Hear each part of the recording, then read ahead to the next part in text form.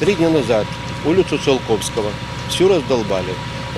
Резали асфальт, который мог бы еще в принципе простоять лет 5. Тратим наши громадские гроши, вбрасываем их чисто в землю, в асфальт. Рядом стоит дитячий садочек номер 34, Журавлик. Вот он, буквально в 50 метрах, на территории которого асфальтовое покрытие не ремонтировалось уже больше 30 лет. Детки ходят, спотыкаются. 5 лет я лично 5 лет обращаюсь в міську раду, раз в год пишу письмо обращения. Реакції ноль.